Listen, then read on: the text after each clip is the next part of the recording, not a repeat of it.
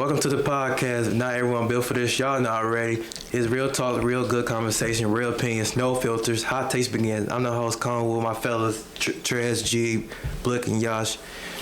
And follow and subscribe to the channel at TalkSoon. Now let's get to it. All right, now so we gonna get to for music wise. I got a question for music for the last. Start 10 years ago from now is the music been getting declined because 2016 was probably our best years in our when we was probably living. So after 2016, had the music been regressing, getting worse and worse, like hip hop and rap. I'll start it off. Honestly, hell to the fuck yes. I'm gonna state why. It's just the overall abundance of just great music has severely, sharply declined, in my opinion. And I'm gonna include 2015 in there just because it's kind of close and it was such a great year for music. You could literally just scroll on Twitter and any random day in 2015 or 2016 and you had a classic album either about to drop or that just dropped. And you had just the overall quality of music and content of music was just levels above anything that we're getting now. Like, for example, with Future. Future had a historic generational run in 2015. He was dropping mixtapes. He dropped, no, it was only mixtapes. And then he dropped Dirty Sprite 2. You know what I'm saying? You had Drake, you had Kendrick outside, you had Travis Scott when he was in his prime. It was a whole bunch of shit, and I feel like we took that shit for granted, honestly, because you look out nowadays, especially this year in rap, it was just kind of grim. It's like nobody charted. If you pay attention to like the Billboard standards and whatnot, nobody really charted. Nobody really dropped a classic album. Nobody really.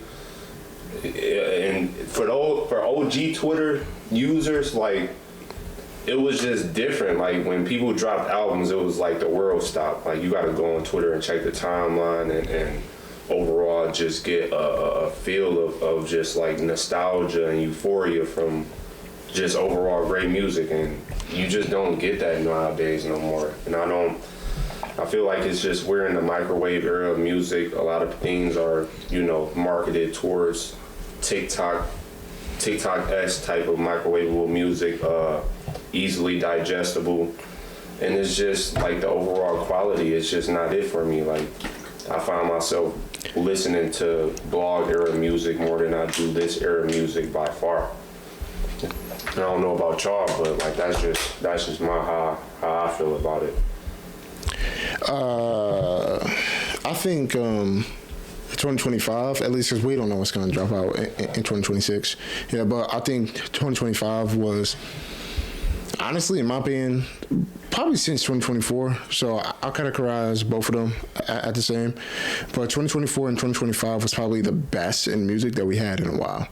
And I say that because I'm not the type of person that I don't really care about charts. For real, I just love music. So I'm basing it off of what sounds good, what the lyrics are, all right? And I will piggyback off what Jesus said too, where it's like we are in an era where TikTok defines what's good music, right? And we have a lot of people who aren't really hip hop fans. I'm just gonna be real. They're more of a like soundbite fans. What sounds good to them, what makes them feel better. All right. There's a lot of fans that don't necessarily sit down and actually listen to the lyrics or listen to the stories that's going on within the art. But I don't think we shouldn't allow those fans or those numbers to necessarily define what's good art is, right? Because, for example, Wale just dropped a really good album that's probably not even in the charts for real, but if you determine what's good from the charts, you also miss out on good music. I feel like we had, honestly, I think, and not to even bring up the beef, but I think since the Kendrick and Drake beef, we finally had a year where rappers, actual rappers, not due to piggybacking off the genre to try to make $1 from the genre, but yet the music don't sound like the genre. But I think we actually had actual rappers come out and actually give us good product. I think what made it bad was we had years where we had people who piggybacked from the genre and try to determine what's good and what's bad. And since now we're getting real rap, those false fans are now determining that hip-hop's not good. I think this was finally the year that we finally got hip-hop back, but since it don't sound like your regular Drake music or Young Thug, for example, I won't say 21. I think 21's a good rapper. But there's a few artists who I think took advantage of that time where they weren't really rapping, in my opinion. They were not necessarily saying certain things within a good beat, but they're not talking about shit. So because of that, we then have fans who think they know what hip hop is, but then we finally get a year where good hip hop is coming out, and now it's not looking good. I forgot what's dude name, Gideon. Not Gideon. Jivian, yeah. He had a really good album this year that a lot of people are not talking about, too. We had and that's just first name off my head. I could probably scroll through a lot of albums that I listened to this year alone of a lot of really good artists, but since they don't sound very clubby for real or very catchy for real, we determine that it's not good. So I think right now, and it's a growing process too as well, but hip-hop is slowly but surely going back to where it first was back in 2015, 2016. And that's where I'm determining it too, whereas like comparing it like 2025 to like 2015 or 16, we had some really good music this year. But I will also say there are, this is my last name too, but there's artists too who are rappers, but they know how to put their music out in a good way in this time of TikTok where I'm making good rap, but like 2-minute rap for real. Cardi did it this year. Lil Tecca, which I think is really good. He took advantage of it this year. Polo G did something solid in 2024. And a few other artists. I won't go down the list, but that's my take on it. I'm interested to hear what Yash got to say. Man. Definitely. Man. Rap this year, to me, been mid. Keep it a buck. It's been a few good albums that came out this year. I give Clips. Clips had a good album. Clips. I forgot about Clips. Clips had a good album. Mm-hmm. Cardi's album was okay. Not even to cut you off, but I think his album would have been better if he cut it down. Facts. He had too much music. And that's another thing. On there. These artists need to start putting out 25 song albums, bro. Mm-hmm. We have to stop this, bro. Maybe at the most in between 12 and 15 is okay. And if you want to do a deluxe album with a couple more songs on there, which is cool. But most classic albums like 10 to 12. Yeah. Most classic albums like nothing was the same. 13 songs, 15 bro. at the most. Yeah, 15 at the most. Yeah, nothing was the same. Especially in this day and age where it's microwavable, you got like a ADHD generation that don't know how to sit still. Another thing with music, bro, these producers are trying to resample so many classic songs. Is like, okay, bro, we heard it. Like, sample something else. Don't resample a sample. And I've been listening to that for like the last 3 years, and I'm not trying to hear that anymore.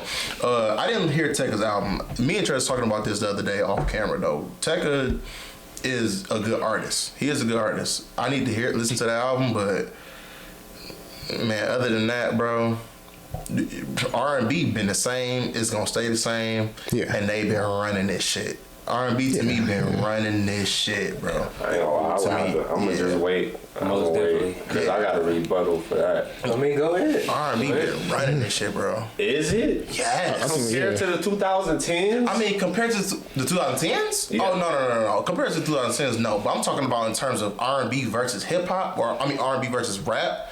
Yeah. No, R&B got it, bro. We gotta put shit in perspective, bro. Niggas was outside the last decade. Like, this shit wasn't no game, bro. We had Thug in his prime in 2015, bro. No, but I'm giving you that. No. I'm not. I'm just saying, like, think about it in terms of this. off on the off Tuesday, you had Nothing Was the Same coming out. I mean, not Nothing Was the Same. If you're reading this, it's too late. You had fucking To Pimp a Butterfly. Yeah. You had niggas shitted on Views. Yeah. If Views dropped today, that shit is the #1 album. Easily. Views is niggas shitting on Views. Views is to The me was 21 straight. album that dropped that 26, his first album, that's a damn near classic. Yeah, that's classic, bro. And you got Future with Monster and what's the other one? 56 Nights, 56 Monster. Nights, 2015. Like then you had Travis Scott drop Rodeo. Yeah. Like niggas was outside dropping crazy shit. Yeah. You just don't feel it nowadays, bro. Wasn't Meek and Drake beefing around that Meek time? and Drake was Meek and beefing. That Beef shit was was crazy. bro. That had a thrill to the scene too. Easily.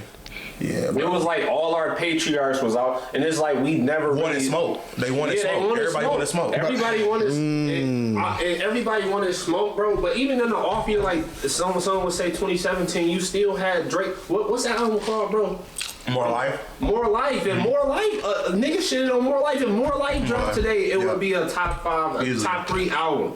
Like literally, not even top 3. It would be the best album that dropped this year. Yeah. Like if you gonna take a flunky album from back in the day and drop it this year, it might be recency bias, but like I don't see another album really competing with like these niggas throwaways. Like But I also think it's hard to say that because that's our generation of rap. So it's like, and I wish we did have like it's not keeping another generation here too as well, so they can give us but the their new perspective generation too don't even as value well. this shit. I will agree. I will agree with that, but it's like us saying Drake, Kendrick, J. Cole is better than, I don't know, Pac, Nas, KRS, all of them. Yeah. So it's like I do feel like it's of course it's gonna always be biased. This is a biased topic too. But I feel like it's hard to also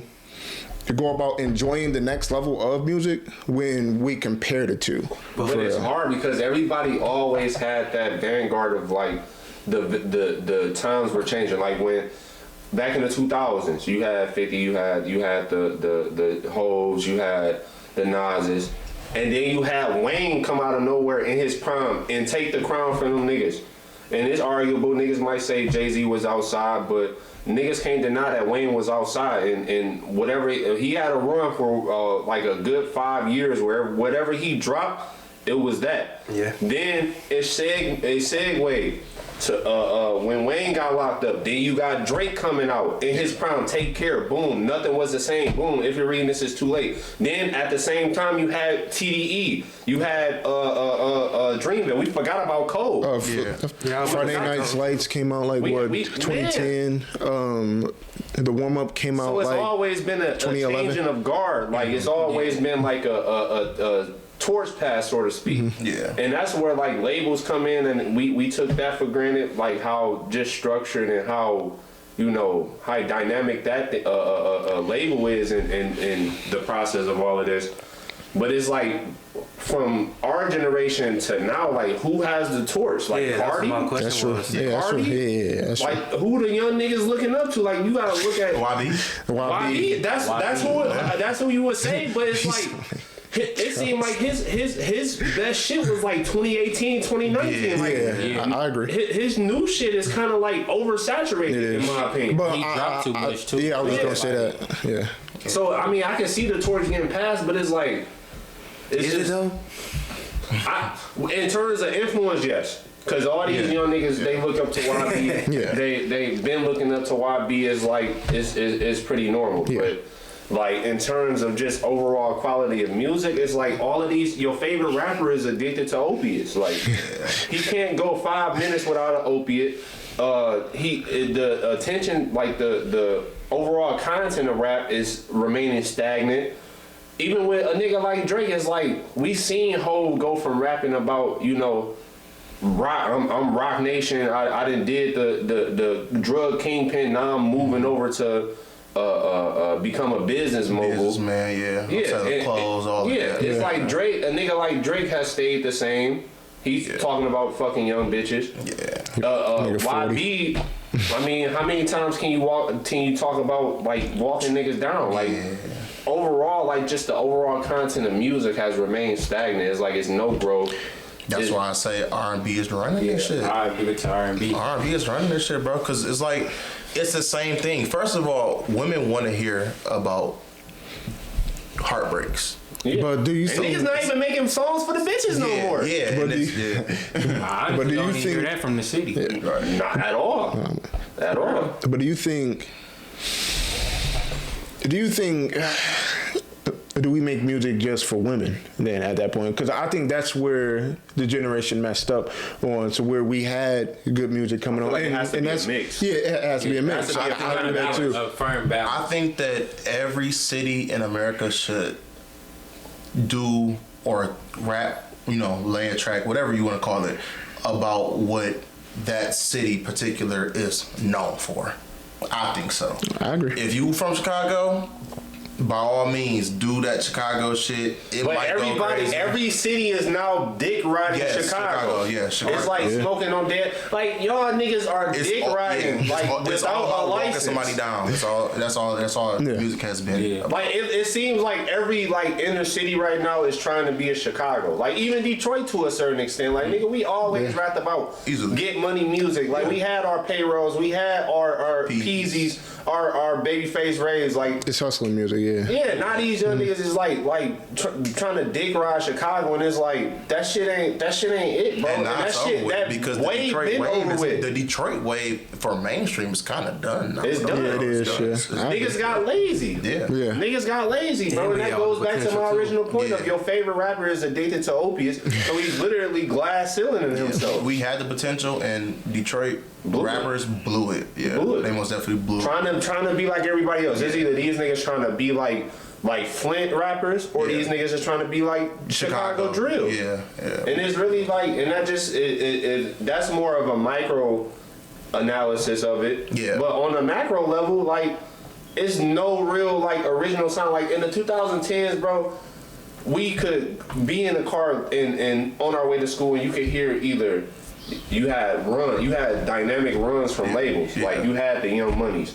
Then you had the Maybach music. Yeah. Then you had the TDEs. Yeah. Then you had the Dreamvilles. Yeah. It's like of the 2020s, it's like it's no You got the Detroit cohesiveness. music too. Yeah. Yeah, you got the Detroit music too, including that. Yeah. Yeah. Towards the later 2010s, hell yeah. After that, it's just. It's just been pandemic music, honestly. It's been like Hey, real. why you playing? That's literally what it is. It's been catchy, tuny, TikTok-y, social media music. But I go back to my main point, too, where I did say I do think 2025 was the year that we actually is taking the rap game back. So I think it's hard to really. I think it's only hard just because we now have an era where we pay so much attention to the numbers of things. Yeah. And when you pay attention to the numbers of things, you don't know if something's good or not until you actually go listen to it yourself. But the numbers is literally kind of like what was running shit, especially back in the 2000s or 2010s. But it's not. To an extent, it's on his back. Especially in the new digital age where niggas is buying. Like I'm not really dying on that hill of charting. I just said that to say that like it's kind of a red flag, so to speak. Yeah. But to go back to Blake's point, it's like, yeah, you could say this year was good. But I'm so accustomed to the 2010s and The standards? Yeah, the standard Yeah. that was set even predating the 2010s, but specifically 2015 and 2016, even 2017 and 2018. Like, you had at least like 5 to 6 classic albums getting dropped every year. Yeah. It's like we don't, and you knew it. Like you could go back to a single year and you go, okay, like I think about it all the time. 2015, I can still remember what I was doing when Dirty Sprite 2 dropped. Yeah. Like I can still remember what I was doing when What a Time to Be Alive dropped. I can still remember what I was doing when Views dropped, when everything in 2016 dropped, when Uzi, even the underground rappers had fucking mainstream waves. I Like was the about to say sound, Uzi. yeah, the SoundCloud rappers. When Cardi was Bass Barty, like this nigga was on SoundCloud getting like making quality music. You had Uzi dropping quality music, like classic albums. You don't have a Juice WRLD, RPM. even that. I think Juice. Even that. But I will say that too. It's that I whole time think that the generation took a hit once Juice passed away. For real. I ain't gonna lie, he probably was gonna be the torch carrier. Yeah. He probably was, honestly. He got lazy, bro. Yeah. Rappers got lazy. Rappers got lazy. It's no it's no creativity. Even the visuals.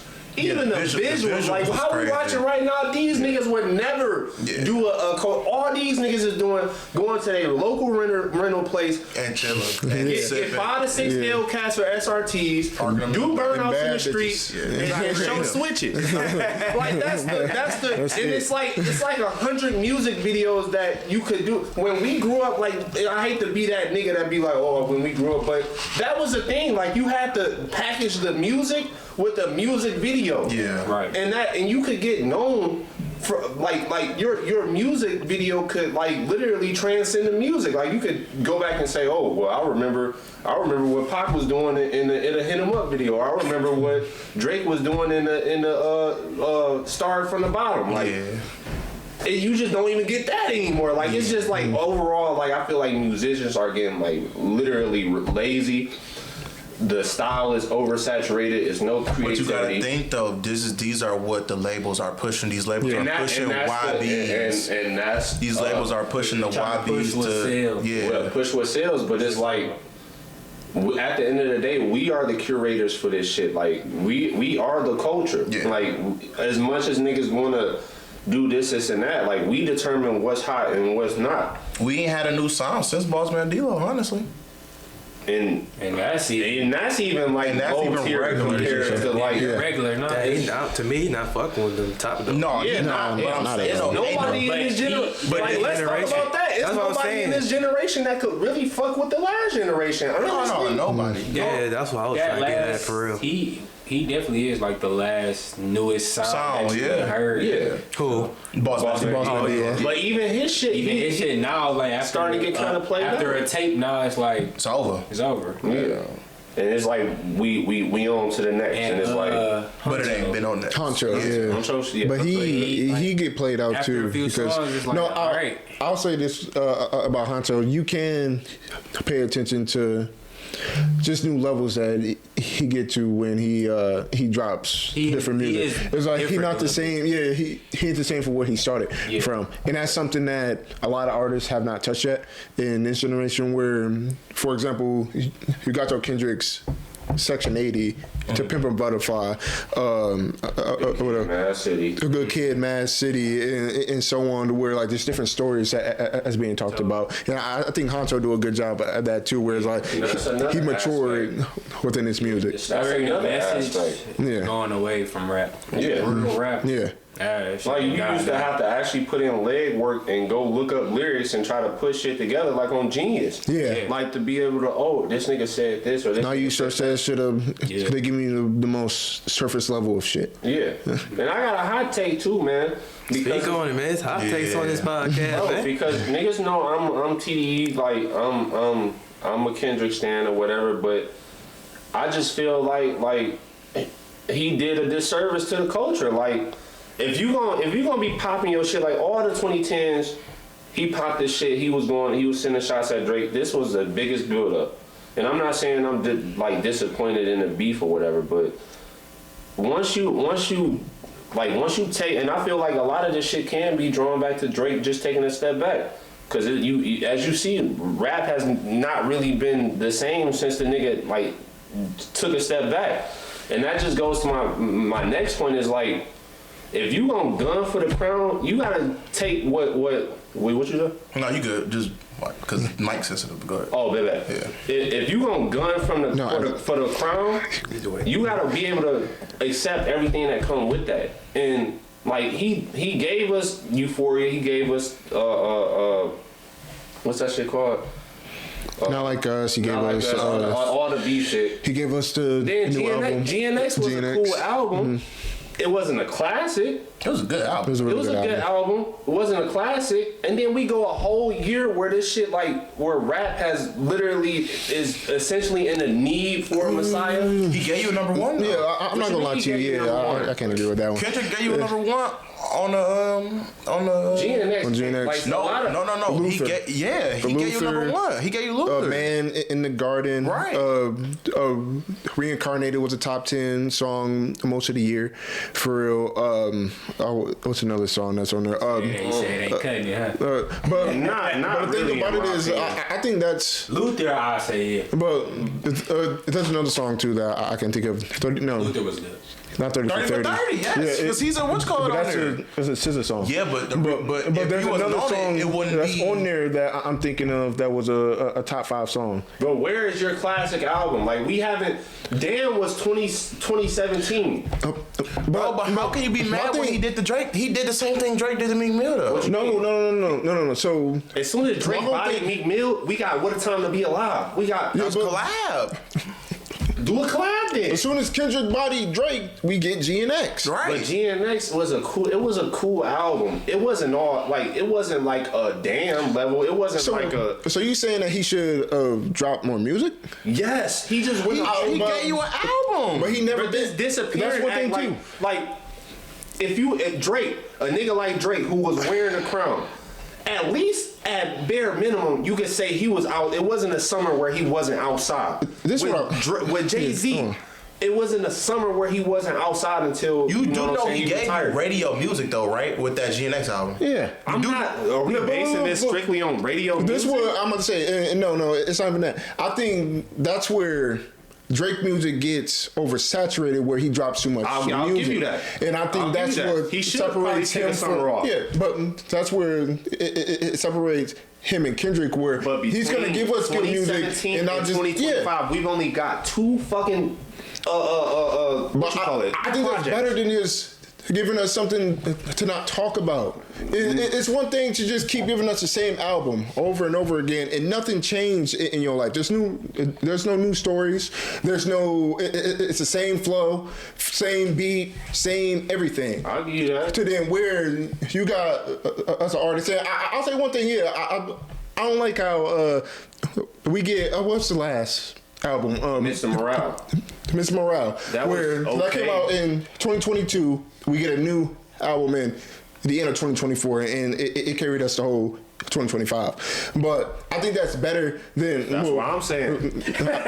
Yeah. Oh, okay. Yeah. Okay. All right. I didn't say because I'm like, damn, that's the end of 2024. But go ahead. My fault. Yeah, you good. My fault. November Yeah, 2024. yeah. But I think that's better than just giving us something new twice a year, once a year, where you may not have nothing else to talk about. And that's what makes your music different. And then he put LA niggas on them. He put LA niggas on his that was album, a cool bro. album for the lead up to a classic album. That wasn't an album where you just drop and you just go disappear. No, that's not what happened, bro. And this is where I say, like, if you really a king, I mean, if you really got the crown like that, and you really a patriarch for this music shit, we're missing niggas like him. This is we need niggas like him to be outside. Okay, go ahead. Hold on. This is what you have to understand though. When you saw Drake did it, and you say he went after Meek, and then he like did the collab with Future, those two niggas were the most hottest niggas out at the moment. Who is Kendrick gonna do a collab with that's hot? I'm not saying that he had to do a collab. But I'm saying GNX was kind of like a mixtapey type of feel. Like it was only like 10 songs. It gave you. It was like 20 minutes. It was like 30 minutes long. It was 12 songs. It's like 30 minutes long, bro. Radio hits though. So you mean to tell me It gave you radio between hits. 2022 and 2025 we only get 30 minutes No, worth but what of I'm music? saying is between the beef and to now, he gave you hits on the radio and that you can play at parties in the And plus, car, on top of anywhere. that, He gave you was hits, heavily bro. marketed. with the diss songs that he dropped, those It were. was heavily marketed. I wouldn't say that. I wouldn't say Why that. was it? Why is that a problem? I Because wouldn't say that. it's the album. I mean, it came and went. It didn't really do a lot for me. It did. Peekaboo Peekaboo's on the radio every day. Peekaboo is probably my Peekaboo's a favorite great song. Yes, I will. Luther's still on there. Song. Man at the Garden. Luther. Man at the is a great Garden is still song. on there. Man at the Garden. That's 4 songs. That's my only 4 I'm giving. Dr. Blue not a good song? Huh? Dr. Blue not a good song? Nah, I didn't And like for it. each album, I didn't like it. For you to like for each music, that's album, crazy. he I will didn't like always Dr. have other songs that, in my opinion, there's songs on there that's better than the 4 that we But just are we comparing? named, but Are we it's not comparing radio GNX to music. like to Pimp a Butterfly? No. to Good Kid, Mad City? GNX got good songs on there that's better than Like, Miss look at World. that's but Yeah. Blake, Yeah. this is what we separate Kendrick for. We always went back to his catalog and we say, okay, this nigga dropped. That's what gave him the excuse of like, you're not gonna drop every summer, because we had a Section 80, then we had a Good Kid, Mad City, then we had a To Pimp a Butterfly, then we had them. That's a string of straight classic albums. Then you had Mr. Morale. You was on your self healing shit. You was doing the self looking deep into yourself type of album. Okay, cool. It was a good album. And GNX was more for the LA culture. No, not even that. It's more of a, let me talk about how I went to war with somebody who I shouldn't even went to war with in the first place. Yeah. Let me talk about how, even though I won, I feel like I lost because I set the culture back, beefing with a man that looked just like me. Yeah. But that's hypocritical because you still went on the fucking biggest stage of his in America and went up there and performed and called them a pedophile. But you just said when it was smoke, you gotta die. Yeah. What do you mean it's smoke when you gotta When die? it's smoke, niggas gotta die, right? That's really what the whole song you reincarnate is about. You didn't have to go up there and you could have performed all your. You have a classic catalog of music. If a nigga came to get you, you ain't getting him.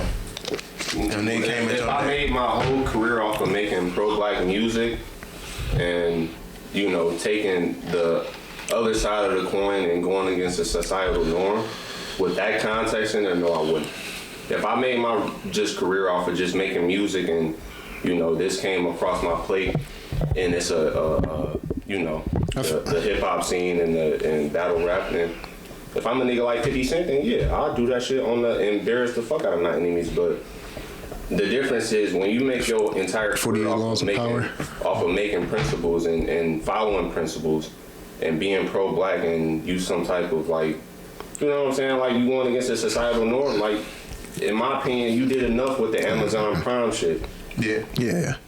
But I think that still goes back to, that's why I think Reincarnate is the best song that's on GNX, because he speaks to you as a human. As much as we do want to be Christ-like as we should, and we follow him each separate way throughout our days, there's going to be times that we are put into a situation that we are human. Mm-hmm. So there's going to be times that I'm going to do stuff that's not Christ-like, and then once I look back at that whole situation, I'm thinking like, oh damn, I shouldn't have done that. I probably shouldn't have went to war with him. I probably shouldn't have brought up his child, called him a pedophile if that's such a bad thing. Despite the fact that same man went on and said that my child is another man's child. Yeah. Right, I probably shouldn't have done those things. Yeah, maybe I should have took the bigger road, but the actions are done already. I ain't mean to cut you off. You got anything else? Or you got anything else? All right, we going to wrap this up. Then now we going to go to the next one. Would you rather don't have an orgasm anymore or don't find love anymore? Don't find love anymore. Oh, wait. Don't find... so you would never, ever... Well, this shit gonna get deep. I think love is. I think love is a very. I think it's a fallacy for men, at least. I think. What is love at the end of the day? Is it how somebody touch me, how somebody talk to me, how they treat me on a daily basis, all right, and how sustainable is that? What they do for me, all right. How they talk about me around their friends and family, all right? I think love is very subjective, and I think the same way that it comes is the same way that it goes. I think true love is what your parents taught you, all right, where like they're going to do whatever they want for you just because you came out of them, and they're going to love you in a way that no woman or your friends may never love you the same way. So that's why I say, and not even just say orgasm, because that's just the two choices there, right? But I think love is very, it's not as black and white. So I think it could be when about you say anything. no orgasm, can we still have kids? Like, is there a way I could, dance around? Unless you're adopting kids, then No. So no, yeah, no. So basically, no. Not your own seed. not your own. Yeah. Then I would have to say, probably I would have to sacrifice true love. Because I feel like another form of true love comes in the form of your kids. Yeah. Not necessarily living vicariously through them, but raising up the next generation how you would want to, raise them up, and ultimately living at a certain point you cross that road. Either, I don't know what the woman dynamics is, but I know as a man, you cross that road where you start making decisions not for only yourself, but for the next generation of your seed, your lineage that you're gonna have to raise up. Yeah. Whether that be through certain business decisions, certain career aspects, just everything in life, you start, living for the next generation. And without having the next generation, you essentially lose all of that. Yeah. With the true love shit, like bro said, like it's a little bit of a fallacy, especially nowadays, where we living in a westernized culture where, essentially women are taught to not really. It's conditional. Yeah, it's conditional, especially for a woman. You're not getting really the same traditional woman as you would, in centuries prior. And a lot of that is due to, different things that we could go into on another subject. But, like, just overall, the aspect of true love, I feel like is kind of dead in a sense. And I think it's, and not to like, because y'all can go next. I don't want to like ball hog the whole conversation, but I was doing all 2020. no, it's That's bully the meme ball, on it. nigga. It's bully ball, nigga. Yeah. Oh, my bad. But I do think love is, it's very, how can I say this? It can go either way. Like one day you may feel something for somebody, the next day you just don't feel that no more. So it's like, do I just keep going for it? Whereas for orgasm, it's just like how bro said, it carry on my next legacy, for real. So, and this also get not so black and white too, because once I do have a child, I still want to love them. Right. All right, but it depends on what level of love are we talking about. Like the love that you have for your mother and father, the love that you have for your child, the love that you have for your woman, for real. Because I'm not gonna love my woman the same way that I love my child and my mama. I ain't gonna love her the same way that I love God, for real. So it can go either way. So what happened? That's your wife. You saying you gonna love your mom more than your wife? In the word, yeah. Just going off the word, then yeah. Because eventually there's going to have to be a point where my wife is a part of me. So as much, like, my girlfriend, hell no. But my wife, like, my girlfriend, fuck no. But my wife, hell yeah. Like, she's going to have to be the number one woman in my life, because I made a vow to her father that I'm going to take care of her. I'm going to protect her. She's my main responsibility. It's God, my wife, my children. And that's just going straight off the word. So hey, Duke, it out who you pick. I had to pick my no, and it's a tough conversation too, but it's also real. I would have to pick my wife, because that's the number one woman in my life. It's not my mother no more. It's now, true, but I'm also cutting into both of them. Like, I mean, yeah, of course, yeah. No, this ain't that. Yeah, of course. Turn that down, okay. But yeah, no, real spill though. Yeah, I agree though, but I ain't gonna lie. If the orgasms mean I'm having kids, give me the orgasms, bro, because I gotta procreate. It's just that simple. I gotta procreate. Now, if you could make a kid though.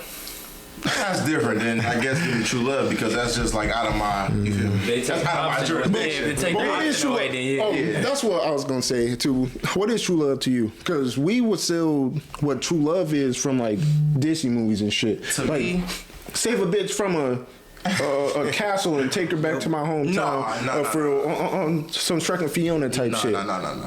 That to me, true love is you feel me. I feel like it's really in your heart to me. Like, Yeah. I feel like you know who your true love is. I feel like You sacrificing everything to do for me. You feel me, and other things. You feel me. I just think it's go by your heart, honestly. We loving God together.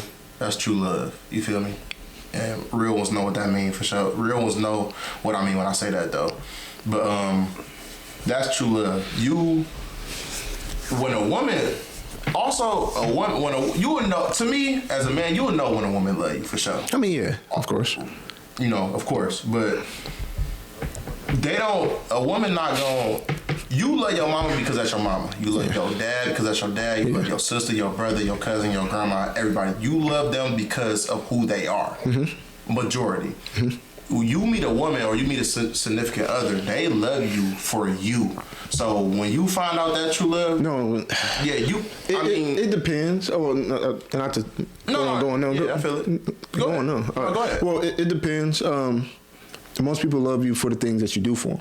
So, for example, if I'm with a woman for like 5-10 years, right, and I so happen to catch cancer, all right, there's a possibility, and I wouldn't be wrong for her to do this, but there's a possibility that she could just leave my life because I can't do right by her no more. Right. I'm on my deathbed. Right. And now that's the harsh reality of life, of course, but it's like... But her stand by you will be true love though, right?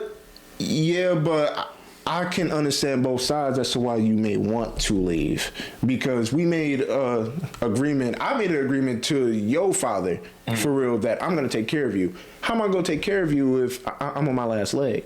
But if we going by Western Hemisphere, standards, Yeah. They say through sickness and through health, right? If we going by that standard, Yeah. So if you was to leave me by then, that technically, if we going by that standard, it would not be true. But I also think I don't believe in true love. So it's just that Not even a little bit. no. Not at all. No. So you think that?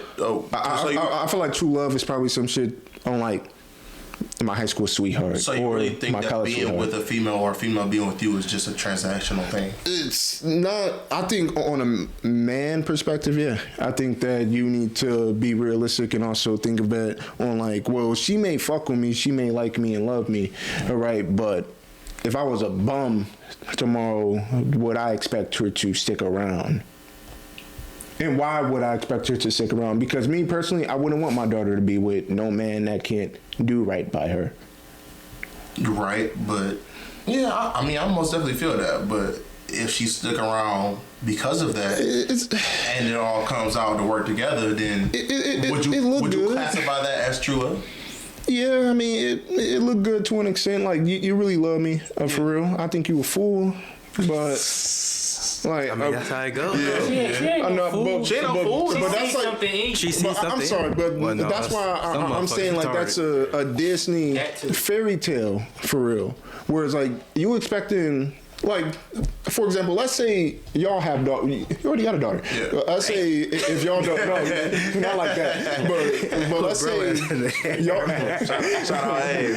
Shout out Abe. Shout out Avery. Shout out Avery. But let's say for y'all daughters, right? Would y'all want y'all daughter to be with a man who ain't capable or competent to protect you, to provide for you, and that can also hurt the man too. Where it's like if you're not able to fight the world for real or do right for yourself, right, you start feeling some type of way, and then the way you feel is lashed out to those around you for real. But not like you don't want that to happen, but it just happens. Yeah, most definitely, I would not want that. But Exactly. you also got to take into consideration you're a man, so you've been through the storm, so you know that you ain't seen men go through the storm and weather it. You feel me? So it depends on the man. Some men. I mean, you would have been through the storm. Yeah. You would have been. Some haven't. That's true. No, but He said bum solo. Yeah. Bums only, no, hell no. I But mean, I'd also seen bums, you feel me, tee up, take it up a notch and become millionaires, bro. I hadn't seen it. At the same time, you can't control your daughter. Too. No, Most millionaires come from nothing in the first place. Yeah. But no, I can't control my daughter. But I'm saying, like, what would you want for your I daughter? don't want to, but Exactly. it's her idea, so I can't. So if I wouldn't want that for my daughter, it's But she loves it's the it, same she way how a woman can tell you, like, would you want another man to treat your mama like that? Facts, facts, yeah. So it's the same thing to look at that perspective. As me as a man with a daughter, I wouldn't want my daughter to be out with no man that ain't doing shit in general. That's what I'm saying, bro. Got to make a bunch of money and build a castle and climb Mount Everest, all type of shit. But No, like just be exactly. At least exactly. Because me as a father, as soon as I give that man my daughter, I'm not responsible, but I'm still watching over to make sure she's good, no matter if I don't have a say or not. And at the end of the day, I want to make sure that my daughter is in the right hands of the right man. Yeah. Trash. What about you, man? What we piggybacking off of? Well, no, the regular question. The regular question. Yeah. I gotta go with the orgasm. I'm sorry. I can sacrifice true love because if I can't, like, my man Yash down, if I can't procreate, then it ain't nothing. I do believe in true love though, but I would definitely take the orgasm over the true love if I had to pick one. Yeah. Like he's saying, you would pick true love. No, he'll pick an orgasm over true love, but he still believes in true love. Oh yeah. I feel that. Yeah, I'm giving up true love. Yeah, I'm giving up true love because I need my nut. Spade, fuck all that. But I also think of it like this too. Like, true love is pretty much what your parents have for you, where you a bum ass dude, but like it's niggas out here who don't got shit, who straight bums for real, but they parents gonna always vouch for them when somebody say something negative towards them, right? Like they gonna always have their back if they need the money when you know this nigga ain't doing no good. If they're gonna provide for them too, right? I don't think a woman would do the same thing. And for you, as I think that's the only true love that's out there. Or still care for you in the same way. In today's world, I think that's the only true love that's out there. Yeah, like family love. Not even unconditional. From a parent to a child. Yeah, I think that's the only true love out there. I don't think in today's time, I don't think it's there. I think it is. It's there. I think it's there. It's just the methodology about it. Like, people are, going off of this romanticized, westernized concept of love, whereas a Disney fairy if tale. somebody was to disarm that thought, and you go inside out, say off of a book of knowledge like the Bible, that essentially creates a force field for all of the propaganda or the indoctrination of the world that might influence a relationship. And it creates a atmosphere of true love, because as you see in the Bible, like in Proverbs, like how it says, virtuous, God-fearing woman is like a ruby. Yeah, it's a difference between a ruby and clay. Yeah. Like, a ruby is not in circulation as much as clay, meaning that it's a rare thing. Yeah. So with that being said, you have to do some leg work and do some digging and either scope out one of these women or find one that values a book like that and build it inside out. Because then if you're living by a set of standards and parameters of this shit that you have to essentially follow or die, then all of these scenarios where you say, okay, well, what happens with this? Okay, we go to the book and we dissect and we move off of that premise. And I feel like if relationships were more centered in the Bible, specifically in the Torah, we would see a lot more harmonization and a lot more just overall. It's just like the gender wars and all of this shit would cease to exist, because we have that common understanding of, okay, if all else fails, we have this book, and that's what our laws are, and that's what our standards are. And if we somehow, misstep, or I feel like I'm right and you feel like I'm wrong, well, we go to the book and we let this be the third party and we be objective with it. Facts. So I feel like true love is still out there. I just feel like a lot of outside third party influences are influencing the relationships in today's standards to make it a lot more difficult. Because you might have shit like social media. Social media is a big thing. A lot of things. Not the big thing, the biggest. The biggest. Yeah, biggest thing in social media is basically that's redefining what we call success in a relationship. Yeah. Like a lot of women, a lot of men look to social media and we compare we live in a comparing generation where we compare ourselves to other people and what they're doing and what their aesthetic is, and we try to redefine our relationships off of that, when at the end of the day you don't know what these people doing behind closed doors. They might be miserable, as we see a lot of times. Right. Like what social media portrays and how perception is ultimately like basically like digested is not the true story most of the time. He has said something that was important too, or G has said something that was very important too, that you don't know how a motherfucker feel behind closed doors. Right. And you don't know love unless you start to love yourself. Right. At the end of the day. And if you don't love yourself, how can I love you? How can somebody else love you? Exactly. Yeah. And that's what the word say, to somebody that, you know what I'm saying, if you don't love yourself, to whom will you do good? Like what are you gonna what fruit are you gonna be able to produce if the root of the tree is rotten? Yeah. That's the Pastor G over here, man. I guarantee nobody fucking with him. Real shit though, he not nobody fucking with him. But so everybody agreed they were ready. Yeah, give me the orgasm. The orgasm. Give me the orgasm. Just like what you said, Tony. On the larger scale, give me a traditional woman that is comfortable prioritizing her man and isn't one of these women that's bitter and has that girl boss mindset that they want to bark orders at men. Like we offer that. We gotta stop that shit regardless. Just like what Tony said, I need my nut. Yeah. Tell him I need that neck. Well, for my lovely ladies, man, find my fellas some true love, man. Well, myself too, but them too. But we gonna go on to the next for sports, man. We gonna break down our Pistons so far having, I believe, overachieving. And we agree with that, or for sure. Yeah. Cause we got Cade up elevating. I think Duran getting better, Stewart getting better. They all getting young. I feel like Ron Hollis getting better. Even though we the one seed, I feel like we still are missing a piece. I think specifically a consistent second option. A consistent second option. Yeah, Robin. Like literally, Robin. Yeah, that was about to be my question. So, what do you think in the trade deadline? You think we should go for that Robin right now, or you want to see how this ride out? I don't think it's a championship team, but I think we can make some noise in the East. But I just can't say it's a guarantee to the finals for that team.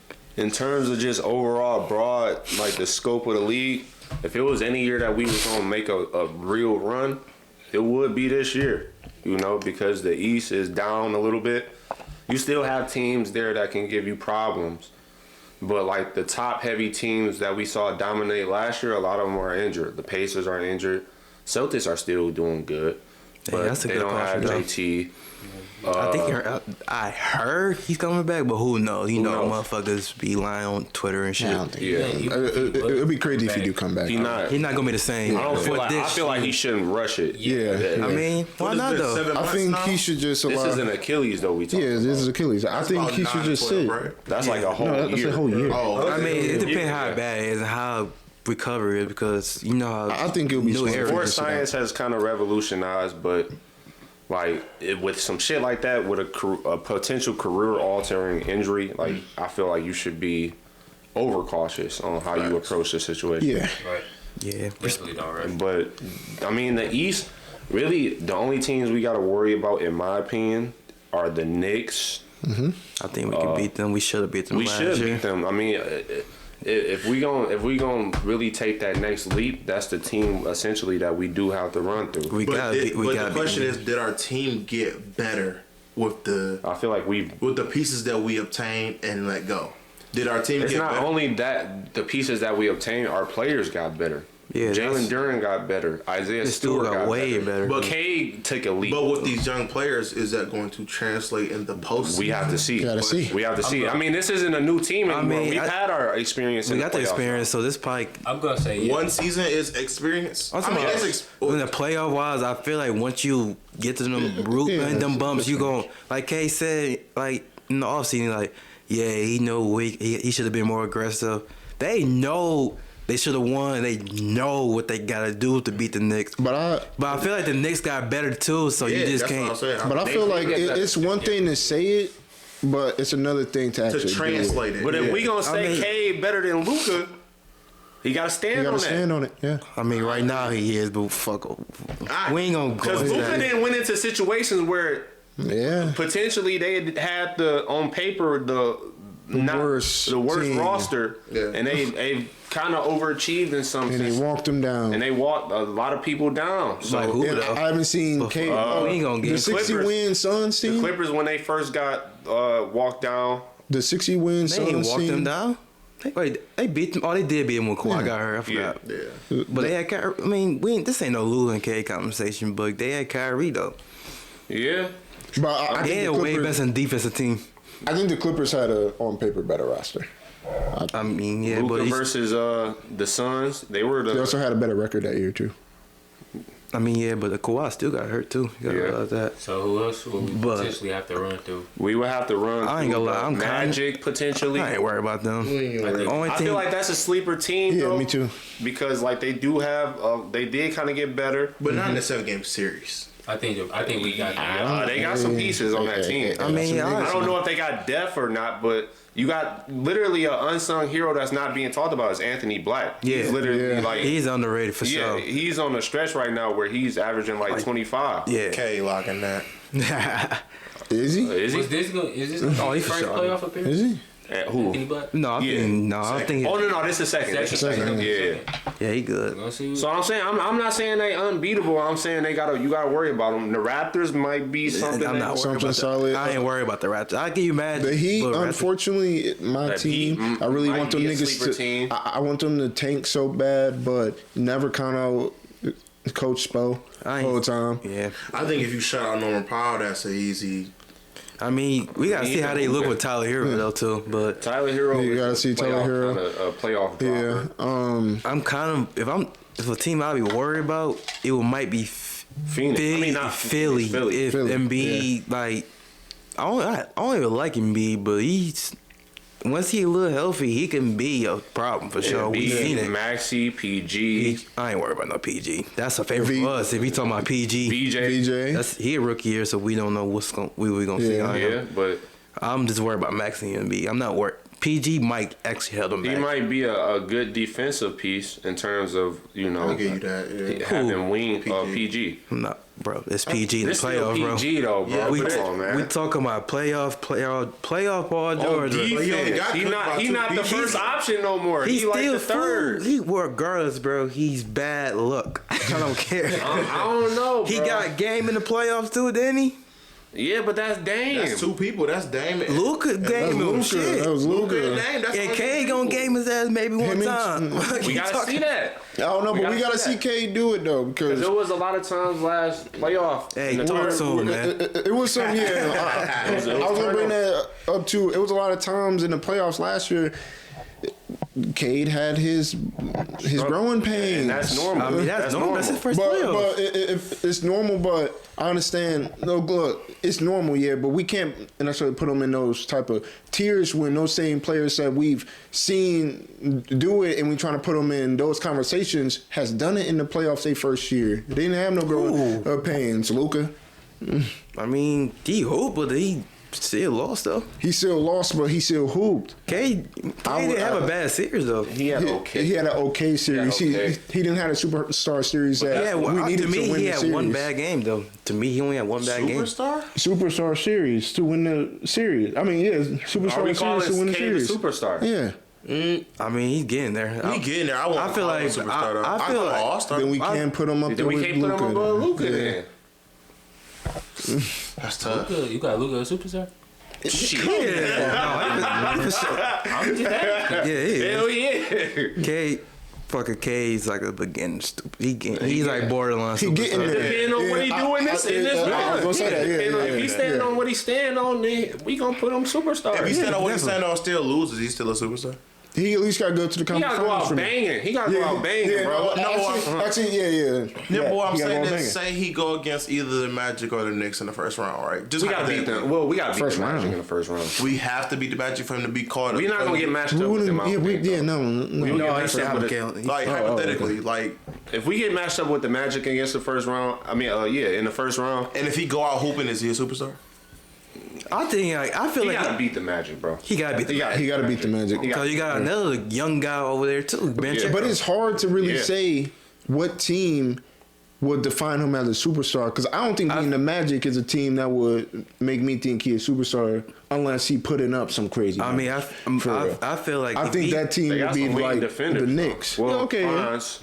Franz is a pretty good defender. I feel like he has all-star potential. Best Van Curo, Anthony Black, Jalen Suggs, not really a factor, but He a defender though. He a defender for sure. He a defender for But sure. I feel like how Cade looking right now, like on the media, it seemed like he's about to be a top 3 finalist. So if he be a finalist and you have a good ass playoff, I think you have no choice to give him a superstar. I will say this: he is getting to offensively and defensively, but offensively specifically, he's getting to his spots a lot easier. It seems like the game has slowed down a lot for him in terms of offense. He's able to score from a more versatile, from a more versatile standpoint, just not taking the middies no more. He's able to get downhill. He's been shooting the 3 a lot better. I feel like he's just gonna have, in my opinion, he's gonna have a playoff series. Playoff run. He doing shit that JT. My fault. Go ahead. He's doing shit that JT wasn't doing in the finals. JT rookie year was going that run. Yeah, come on. Was it? I don't even know. We could talk about it another time. I'm just gonna switch it up. I was gonna say, Come on. the second. We think the supporting cast got to do, like, who got to take that that's step for the playoff? Because I feel like Duncan Robinson for sure. he He just got hit. I think it comes down to Ivy's development. Ivy development. But it's hard for him. Yeah, if he's still here. But it's hard for him. It's hard to really Talk judge to him him. right now because he can't. It's hard for him to really, it's hard to really judge him for real because he just came off an injury. Yeah. and we just been keeping him on minutes restriction for real. Yeah, So, but I think it comes down to that. Yeah. That would be big. If he was playing like he did before he got injured, that would be a big That would plus. be a plus for us, I think. Because we would be low. We would have actual depth at that point. Because then We got hell of depth, though, in my opinion. I mean, but I was gonna get to it later, but I'm gonna just get into it right now. What's concerning me right now is rotation because he playing like 11 guys, who deserve the minutes, but in the playoff you can't play 11 people. Because I don't think we gotta play 8 to 9. But it's Yeah. hard to give Ivy that though because if he let's say we give him the minutes and he gets re-injured, then that mean we can't even sell his ass. what do you mean? That's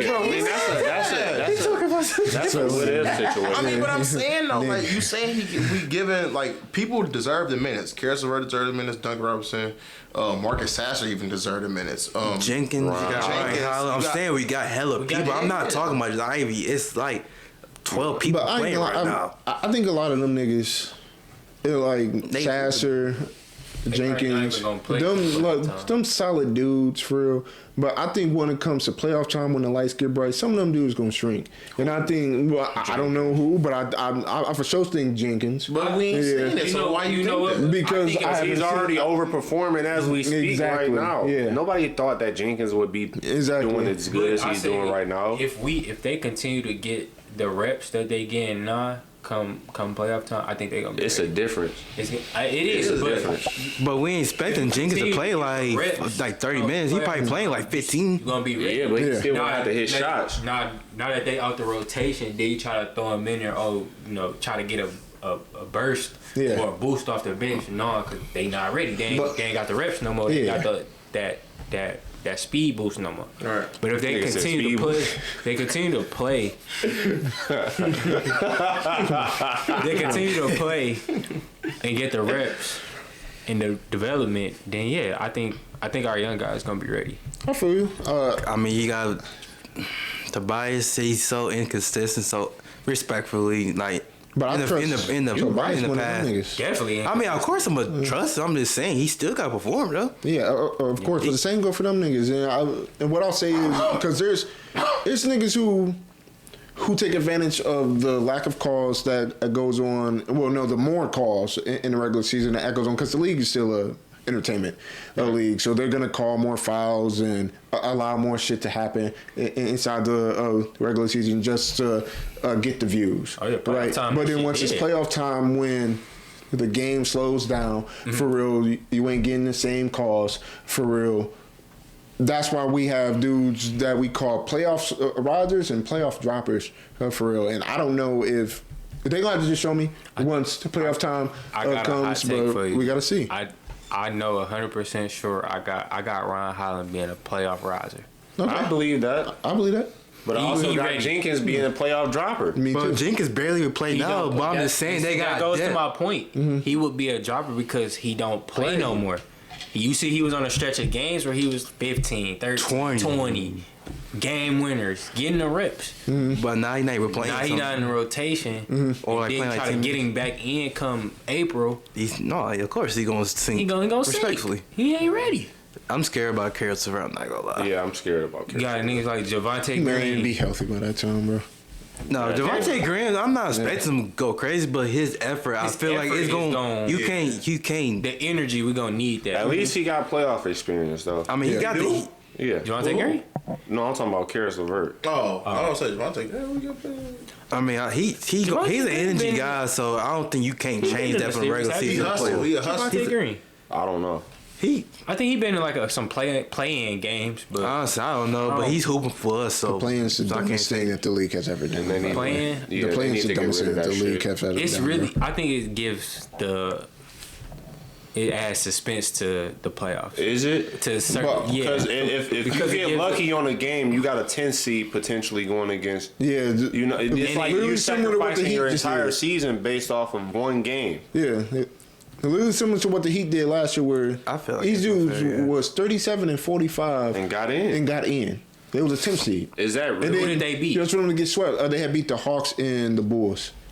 I feel like I think that shows they was more deserving. Nah, I feel like think they really on the. Well, It's I feeling feel on the like records, teams- but at the same time, first I feel like it's depending on how the record. Now if it's like even like neck to neck, do it. Yeah. But I feel like I don't know what was them 7-8 C records, but they was probably what they say it was 37 what 37, 40. The Heat was 37 and 45. So weapons say like who they beat the Hawks and The Bulls, who were above 500. So Or yeah, at 500. So like they 40. What was it like? What would that be like? 42, 42. 41, 41. 41, Yes, 41. I feel like if you got like 5 games over them, bro, that's unfair to the 8 and 9 That's- teams. Like exactly. they play hard now because we got to play them now. We lose, we don't get a playoff spot now. I feel like that's unfair And in then my opinion. It give these bum ass teams, bro, like It's bullshit in the regular season. Who They bullshit give in the them- regular yeah, season? like and the- be like like, the hope. yeah, exactly. Like the Clippers, I ain't gonna lie, my Clippers. I Like just gotta turn up this last game. Now we got to turn up and just get the 10 seed. Yeah. And just win 2 You games. just win 2 games. Whereas, like, Just like you the would have Clippers, to respectfully, worry my about team. that if you actually Yeah, I mean, competed for the rest of the season. It takes away from a people nigga, play hard. a We- team we- full of we niggas played that hard, worked we- hard we the worked entire hard, season. now we gotta play. We gotta play with our season on the line as well. for a It's a- team who been bullshitting. No, that's It's an unfair. entertainment thing. Crazy. Yeah, It's It's entertainment. Well, we We gonna gonna take give like that college That's vibe, suspense, like yeah. one It adds game. suspense to the playoffs now.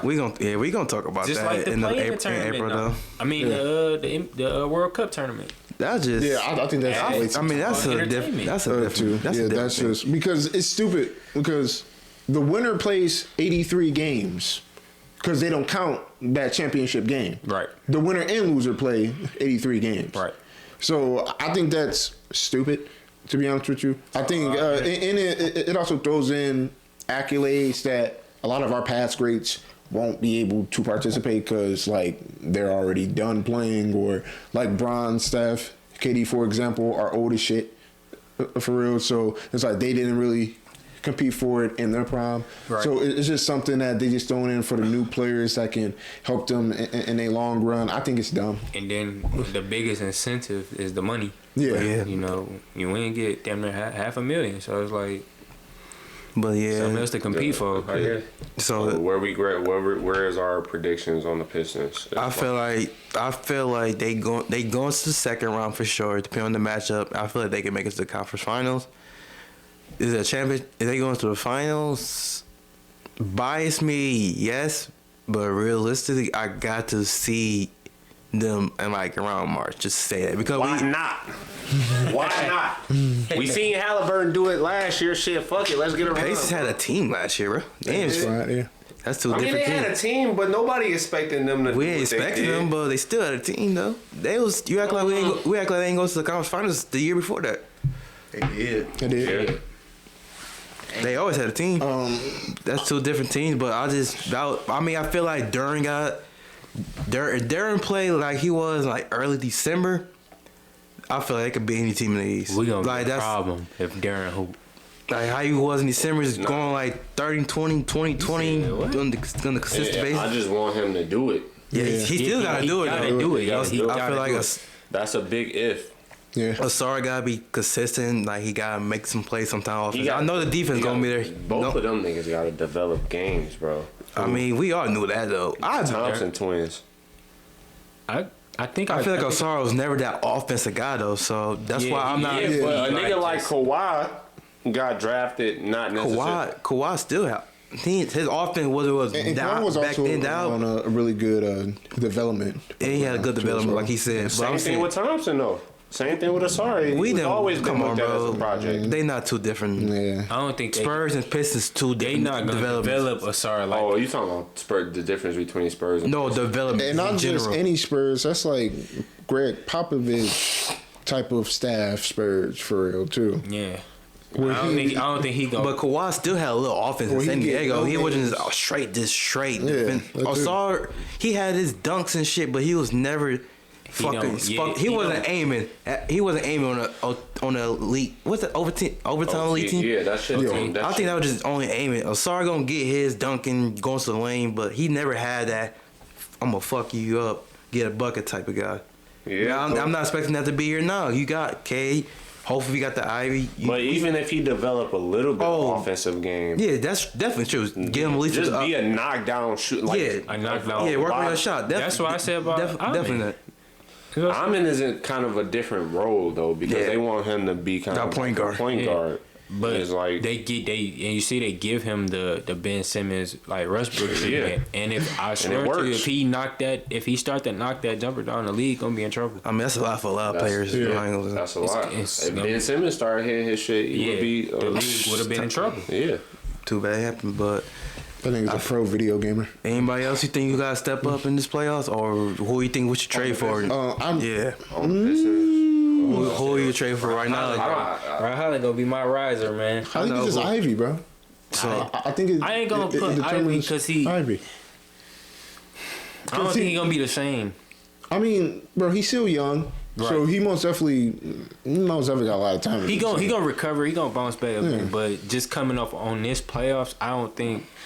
I'm not gonna say nothing about Ivy. I'm just No, let I'm Ivy not be gonna Ivy. criticize I'm him not gonna this criticize season. Ivy. It's not criticizing him. But- I think we not gonna hit that next level until he become the player that we need him to be.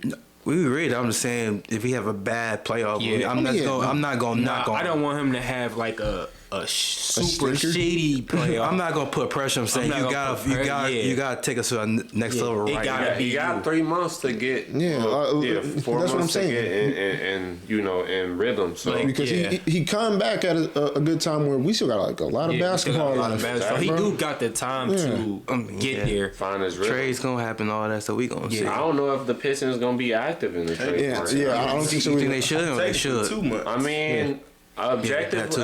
Actually, next month. Yeah, next month. If I'm being honest, I don't know whether I would do. I don't know because the team is playing so good right now. You don't really want to. I feel like And you also got to put into perspective. 2 years ago, we only won 15 games. Exactly, like we're overachieving. We had a bad first half last year. What's out there in the market for us to like realistically MPJ. Go get? I can't do MPJ. I sorry. can't do really? MPJ with Cade, bro. I'm sorry. I can't I do would. it.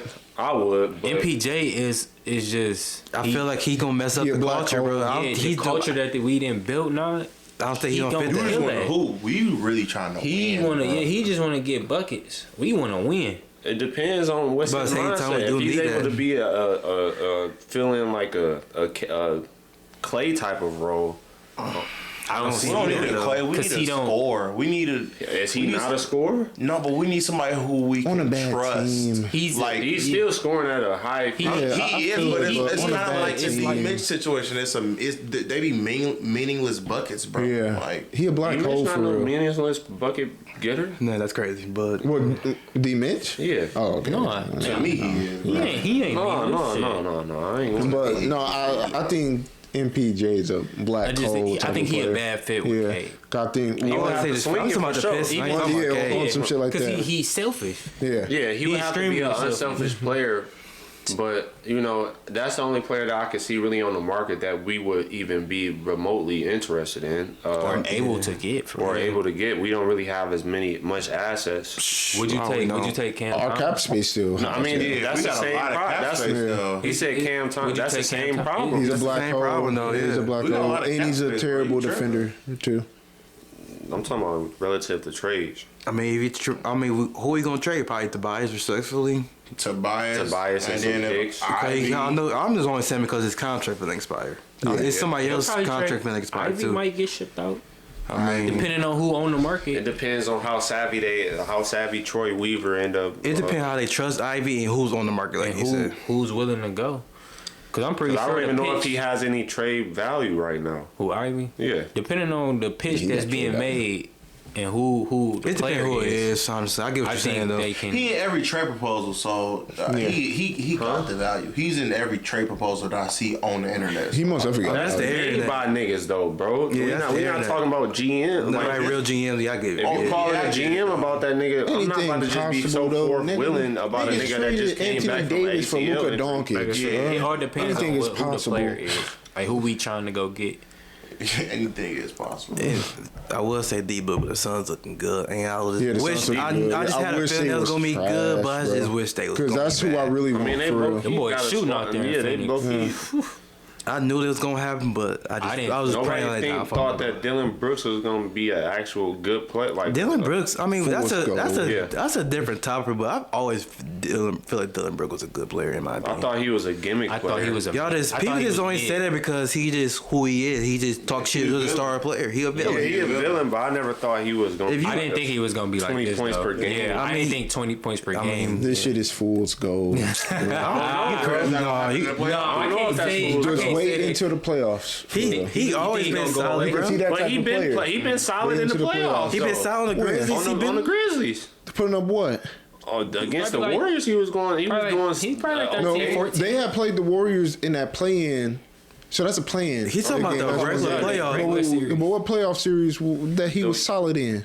I feel like Versus the Warriors. Against the They Warriors. played them in the 7-game series. But what's his stats? That's what I'm saying. It's not even about the stats. He's not about the- it's It's about no the shit. stats, It's no though. shit It's about the where impact. where it's like I'm thinking he ain't never showed me that he the type of player that's gonna just rise to the playoffs.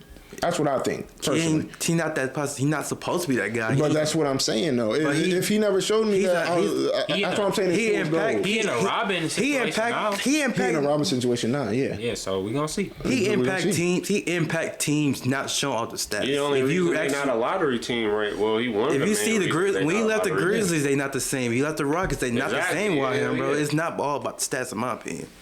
He But- brings a certain but this culture. ain't- It's all no about Dylan what you Brooks, do though. in the brings a playoffs. certain And toughness he haven't to shown me teams nothing in the that playoffs that make me think that it has its he elevate benefits. that team. So if the Detroit Pistons have a disappointing season, then who y'all think gonna be the first option, like first sports team in Detroit gonna get a championship for the city? The Tigers. Yeah, the Tigers. I don't even think the Tigers, honestly. The Tigers got a lot of young talent though.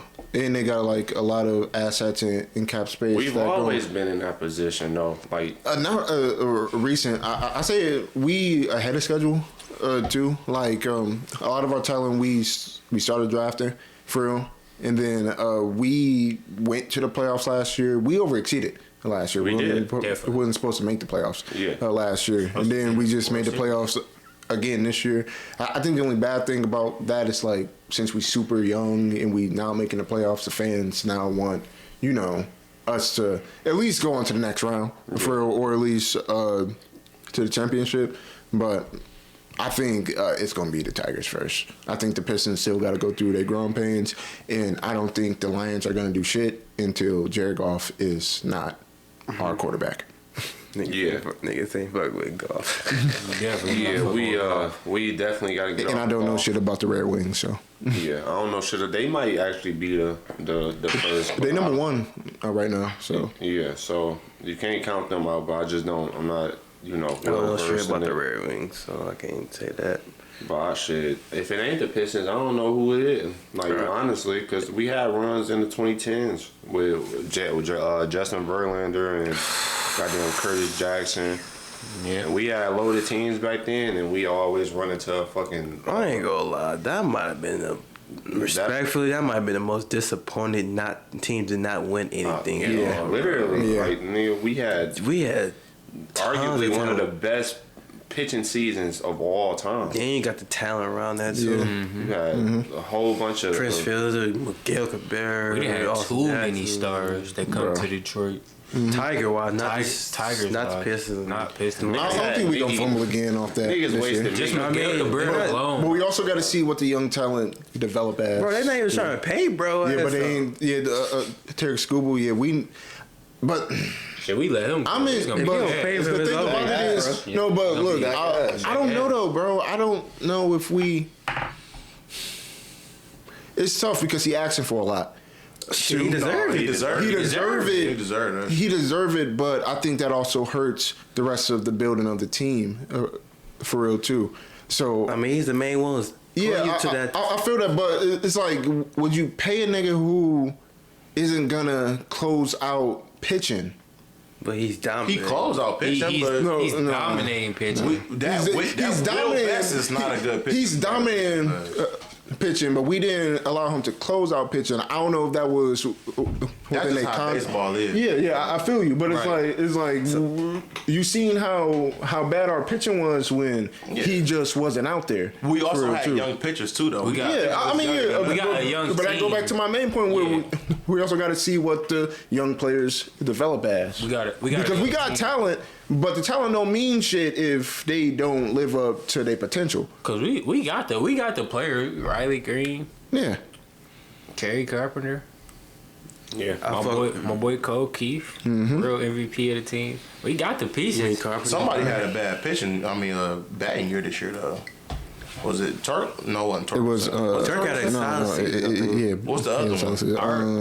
Carpenter? No, Kerry. No, Kerry had. Turk had a good season this last year. They all did. It was okay, wasn't it? It was better than 2 years ago. We had one of them. They've been solid. It was better than 2 years ago. They worst hitter I seen was like Parker Meadows. Our problem wasn't our hitting this year though.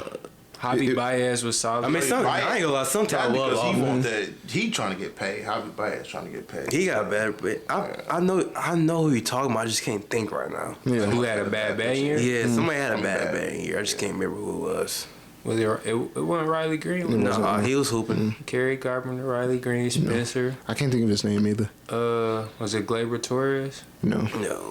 Who was the fifth? I can't remember the fifth batter. Gleyber Torres. No, it wasn't. Was it Gleyber Torres?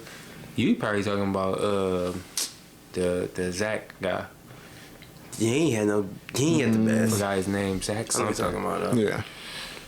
McKinstry. Oh, our boy Zach McKinstry, Dylan Dingler. We got the pieces for sure.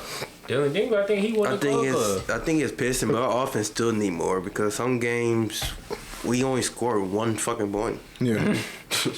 Yeah. But you got Skull going crazy, but we don't got no offense to back it up. So that's kind of sometimes. Skubul then had many games where he didn't pitch 7, 8 innings. Shit, nah. Yeah, but I think it was something. 10, 11 strikeouts. You know, only I one don't know. run to show for it. I'm taking this shit off of like 97.1.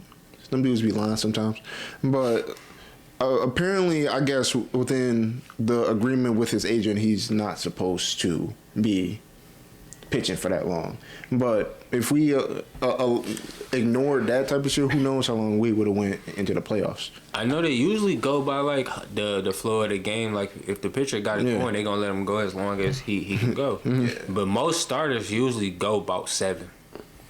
Really 6. It's really 6. 5 or 6. 5 or 6. It depends on the flow of the game. But I mean, most of the time he phoned the game, so you might as well just ride out. Yeah.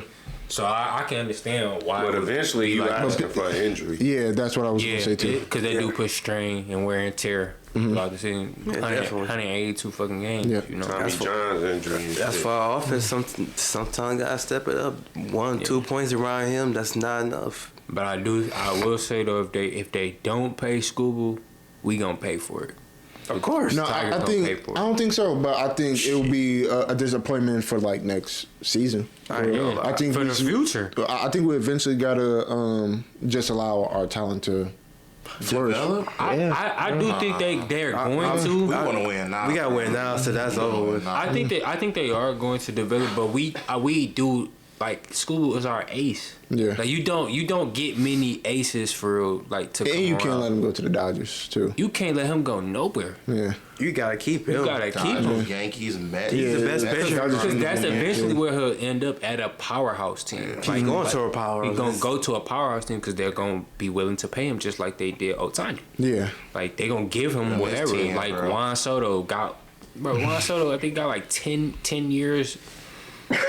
All that money, like they're gonna pay these players for these powerhouse teams because they know at some point, you know, in 7-8 years, which is a long time, like it's gonna prevail. Like they gonna win. So if Skubul don't get paid, he gonna find himself, you know, a Brave, a Dodger, a Yankee, a Team Met, gonna win a a championship. team that's gonna win a championship. yeah. Eventually, it may not be when he first get there, but over time, you know, they're gonna draft players, they gonna sign players, you know, build a roster, a foundation around Skubul because I think he what 25. Yeah. You gotta keep He's him. the ace, bro. Fuck Like, that. you gotta keep him. Like 25, the best pitcher. 25, he the best pitcher in the You league. gotta keep him because shit. We don't pay for it. Because We- you're not just gonna be another Max Scherzer. I be saying his name wrong, Max. Scherzer? Yeah, Scherzer. Justin Verlander. So I mean, you see people with Tigers leave and they win a World Series, Yeah, right? That seems to be the concurrent thing with all. Yeah, but he has signed to like Detroit sports. basically a 1 year deal. Yeah, 1 year deal Yeah, 1 because his agent knew that he was gonna go crazy this year. So it was Yeah, because the Tigers didn't want to just pay him at off the time, leverage. though. No, I'm for what I heard. Again, this just comes from 97.1. I could be wrong, though. Was that his agent made sure it was only a 1 year deal, so he could Get more money. pause. But like hold the Tigers by the balls for real. and you talking about Verlander? No, Skubul. Skubul. I mean, shit that happened with Verlander and Scherzer, they ended up on championship teams. Yeah. They eventually won. Verlander went to Houston, Scherzer went to Washington. And baseball don't have no Eventually won. cap, so it's like if you don't sign them, one of these teams just gonna buy them anyway. Yankees, They gonna get him. Yankees, Dodgers. Teams going, especially for aces like that, some generational pitchers, pitchers, not even just players, but pitchers especially, they're going to pay that money for them. Yeah. And you're going to end up at a powerhouse team for sure. I don't know, but that's my answer. I think it's gonna be the Tigers first. I think, with the penny of signing Skubul and the development of our young players, I think the Tigers. I ain't gonna. Probably won. I think it's the Lions. I can tell you that. Definitely ain't the fucking Lions. Until Jared Goff get Them the fuck niggas, about my I don't city, know what the fuck gonna happen with he's them. not. We're not winning shit. There's a reason why the Rams gave us him plus a first round pick. Most teams just don't trade away. They start a quarterback with a first round pick.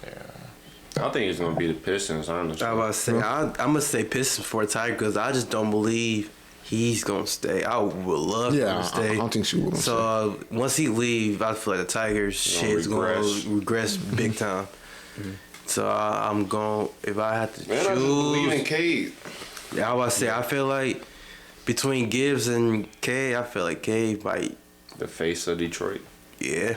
I mean, I can't go wrong Gibbs though, because Gibbs special, but with the Lions, don't be surprised if he regrets next season. who Gibbs? Because we need a power. Unless we replace Dave, We need a line. we need a power back. That don't mean Gibbs gonna We need a regress power though. back, and we need a line. And I think. Why you think David Montgomery going? Oh, he's gone, bro. He was gone, taking bro. all his He's Lion gone. shit off his Instagram page. And plus we're going to pay more Night Gibbs. And Oh, what is he like? 28.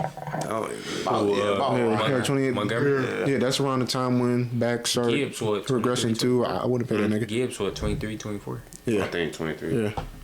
So I don't think Gibbs gonna regress necessarily. I'm not necessarily No, but regress it- himself, but he's not gonna be able to have the year that he just I think had if he go absent. his regression. I feel like he can though. Of somebody like to be behind him. Yes, But you need a mixture of A finesse balance, runner yeah. and I think- I power agree. back. I agree. But I think his progression gonna be sooner rather than later if we don't get a line. Yeah. Yeah. Yeah, and that needs to be our. In my opinion, feel it that's needs the to be most our demand drive. point. Yeah, the drive priority. I know That golf shit. Because there's been games where he just ran for 2 yards of carry, bro. But it's not. They have talked about this too. It's not like you can necessarily blame him, but they was only saying that because dudes don't want to hold Jared Goff accountable. I think that's like two different conversations. But it's hard to hold Gibbs accountable having 2 yards a carry games when your line can't block for shit. Right. And it's the same thing with Jared Goff. Like, it's hard to hold him accountable when your line can't block for shit. But I take it as Jared Goff is a bum. I wouldn't even call him a bum. He's just not the quarterback we need. He's not a championship, a Super Bowl. He's not what we need. We need That's somebody. obvious, bro. Niggas traded the nigga that we traded him for won the chip. Won the chip, and the same he may fuck around. No, he gonna win MVP. the MVP this year, and he may fuck around and win another chip this year. Matthew Stafford. Yeah. Niggas didn't appreciate Stafford in the Lions jersey. That's why Exactly. That's why we Yeah. curse. Exactly. Niggas don't be appreciating They shit. traded him just like it was nothing. Yeah. All them fourth quarter games he won us, man. Shout out Stafford. No, for real. Yeah.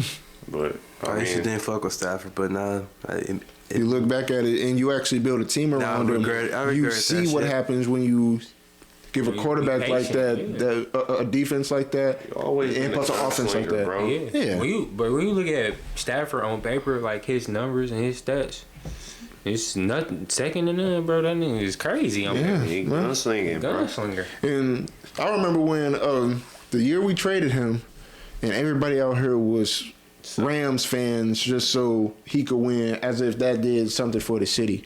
Nothing for the city. But yeah, we didn't just show us even how show bad golf. we are. Exactly. We didn't even show golf that same type of love until we started winning. Then we started. They just knew he wasn't gonna be able to win. That shit still pissed me off to this day. When they was at the little seat, you suck on my golf club. That shit pissed me That shit the fuck lame. off. I mean, it's not lame, It was but the heat of the spur of the moment. spur of the He was moment. winning it, and they wanted to attribute winning to him. Until, Until it served no purpose. yeah. And don't get me wrong, Goff is a solid quarterback, but he just needs too much to win. win. And we still gave him a lot too. Like, he got a squad around him, and he still can't make Got it weapons, happen. for sure. Yeah. Just got a mid offensive line right now. But what about last year when he had a good offensive Exactly, and line? we wasted it. I mean, yeah. And again, I don't know shit about the Red Wings, so. Yeah, and we need to replenish. If we're talking about the Lions, we definitely need to replenish our secondary.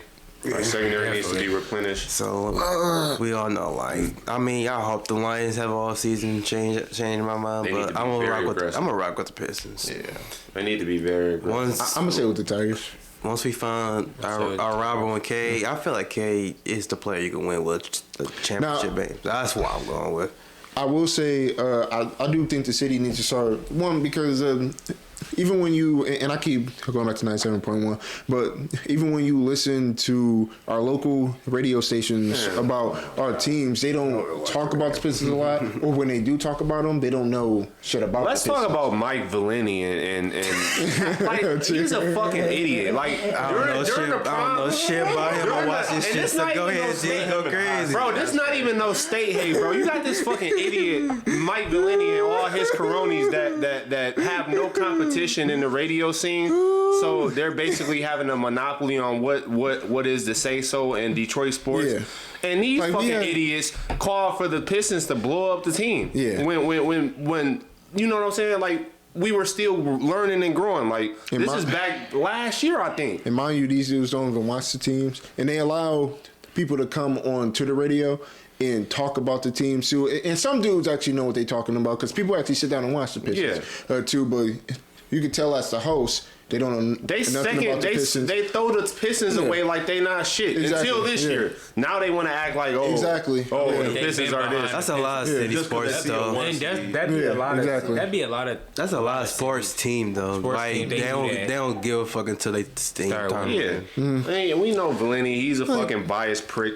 Every fucking body in that fucking, they have a shared combined IQ probably of 5. And they don't deserve to be the I'm just saying this flat out. Like, they don't need to be the spokespersons of Detroit. They have no type of competition in terms of you know, radio stations or just media in general that covers Detroit sports.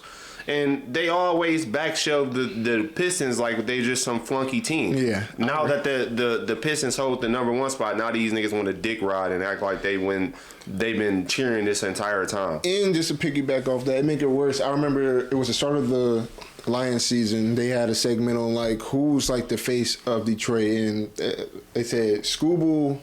Well, no, it was Skubul, Jared Goff, Cade, or some dude from the Red Wings. Again, I don't watch the Red Wings. And I thought it was Cade, for real. Our number 1 pick, been getting better each and every year. All right, and still got more to prove, but at least he, compared to like the other names, at least he showed us that he's getting us to the right path. Yeah, for real, where the Lions it's been. I mean, I ain't gonna say it's a clear cut. But but it was I still gotta put dudes. Skubal up there though. And Skubal I gotta put up there Skubal too, up but there. it was dudes who was calling in and was saying Jared Goff. No. But Jared Goff was the main dude that they were saying. And Valeni was championing that shit. I ain't gonna lie. Since we just saying Jared Goff the shit, I'm face. sorry, no. Let me chill. People's real shit, Because though. dudes be how the fuck is getting Jared me Goff the tight about face? this Jared Goff nigga. He ain't nobody who we think he He's is. a step away from being a game manager. That's what I'm saying. Shit. He is a game manager. I ain't gonna go that far. He is a but game He is manager. a game man. I think he's a system quarterback. He's a Solid system quarterback. That's it. Like, He benefited off of Ben Johnson, and he benefited off of Sean Yes. McVay. Like he And he benefits off the, he off the fell fact that forward he has when a he hell got of a traded. squad around him. Yeah, when we traded him for Stafford, he fell forward. He got another offensive coordinator that was out of this world, had a career year, and then went on to fucking go and make the Chicago Bears great. Yeah. So it's like with Goff is like he's not a diva in the sense of a personality, but he's a diva in the sense that you have to literally curate an entire team format around this nigga. You have to have a dog-ass offensive coordinator. You have to have an offensive line because he's a pocket QB that doesn't move, is not mobile. Have weapons. Sure. Yeah. He has to have weapons. He has to have this. He has to have that. Whereas with the fucking actual top quarterback, Matt Stafford has shit for offensive line majority of those years. Compared to what Jared Goff has, Jared Goff got. he doesn't. Matt didn't have shit compared to what Jared Yeah, Goff all has thing right he now. had was Megatron. Yeah. Oh yeah, so we gonna wrap it up, man. If y'all want to know real Detroit sports, man, talk to my boy G right here on Talk. And don't on listen to TalkSoon fucking Podcast. 97.1. He said come to TalkSoon podcast instead, man. TalkSoon, man. Not everyone built for this. Yes, sir. But we gonna get to this. What do you think is the hardest sports between like basketball and football? Me personally, I feel like you need.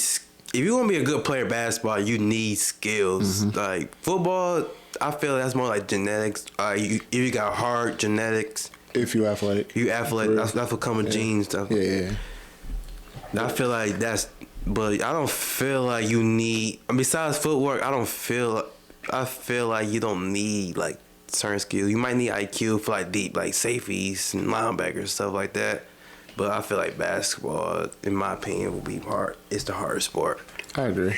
I think, I like to think about it like this too, especially on like a sense of trying to make it to like the highest level of basketball or football. There's like what 70. Oh yeah, it's like 70 scholarships. 70 scholarships for football, NFL but it's like 15 spots for the 15 college for college and then NBA. And I think it's like a very small percentage of them actually get an opportunity to be in the league too as well. And those be like when I say like the pros, it's like the highest level of talent. For real, like it takes a lot of skill for you to be even in the conversation of making it to the NBA. Whereas in football, you need size too. You need size, yeah. Size you need a lot of things. Yeah, I think football is strictly like more physics. Yeah. Than anything. You need IQ for all like sports. safeties, QBs, you need footwork for wide receivers. So you definitely need footwork for basketball too, because you gotta know your techniques for a right hand layup, a left hand layup, between the legs. How to go to the middies, other stuff into it. Definitely footwork if you were big, or if you want to work on your footwork for like your mid post, low post, Euro steps, Especially how this day is, we doing whole types of crazy ass shit. People don't say it's travel, and no damn when it's a fucking travel. I ain't gonna say too much on that shit though. But sometimes I'll say it don't be a travel. It's just that they so good now with the footwork that it do look like the gather. It could be either or. I'm it's talking like some heady guy motherfuckers. But heady guys, man, never mind.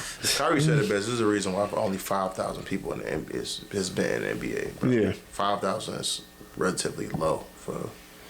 People compared to the amount of players who played basketball or reached a certain level, college, overseas, and only 5,000 to make it is very low. Yeah, and but I would say that's like 0. In the league now. I would say like it depends, because in certain positions, like of course we're not talking about offensive linemen who only need to know like what relative who the blocking format is I feel like it's more than that though. But it's as far as like QBs and more specialized positions like wide receiver, like DBs, you gotta remember over probably 300 plays, especially if you're a QB. Yeah, like it's very labor intensive as far as like remembering or just it's like one intensive game of chess.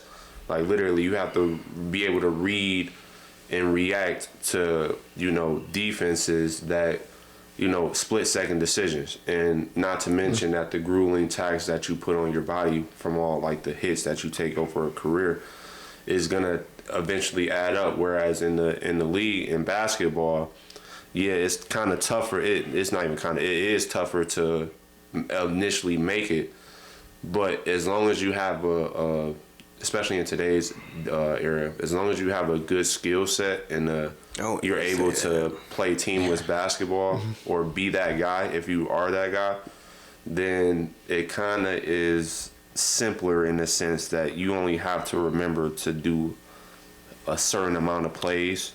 But I think go ahead. But I think it's harder to develop that skill than to know all 100, 300 or so plays as like a quarterback, for real. I think that you have to actually work night and day to be very good at your craft in basketball. And that's the same thing with like a point guard, where you have to learn all the plays on the offense, or even learn multiple different ways to run like a shell offense, or on like who to pass it to, or where to attack, right?